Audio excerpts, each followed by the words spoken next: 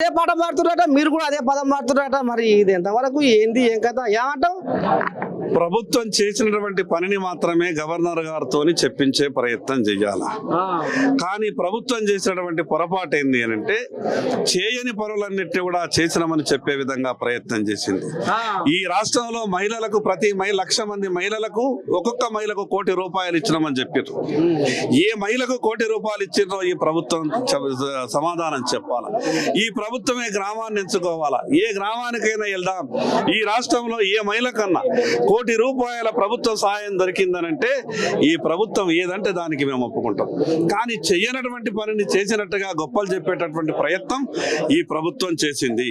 అదేవిధంగా రాష్ట్రంలో రైతులకు ₹2,00,000 రుణాన్ని ఏకకాలంలో మాఫీ చేసినాం, అది మా ప్రభుత్వ నిబద్ధత అని అన్నారు.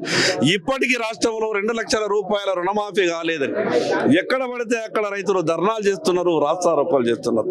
₹2,00,000 రుణాన్ని కట్టలేక వడ్డీ భారాన్ని భరించలేక రైతులు ఆత్మహత్యలు చేసుకున్నటువంటి సంగతి కూడా టీవీలలో పేపర్లలో వస్తున్నది. చేయనటువంటి పనులను చేసినట్టుగా గవర్నర్ గారిని తప్పుతో పట్టించే ప్రయత్నం చేసినటువంటి ప్రభుత్వ విధానాన్ని మేము ఖండిస్తున్నాం. గవర్నర్ గారితో ఆ మాటలు మాట్లాడించినటువంటి అన్ని విషయాల్ని రేపు ఖచ్చితంగా ధన్యవాద తీర్మానంలో ఈ ప్రభుత్వాన్ని మేము నిలదీస్తాం. మరి ఇప్పుడు కేంద్రాలకు వెళ్ళి ఇప్పుడు వచ్చే మెట్రో కానీ RRR కానీ దానికి సంతకాలు అనుమతుల కాడ మొత్తం మీరు బీజేపీ కిరికిరి పెడుతున్నారు కానీ నీ అన్యాయం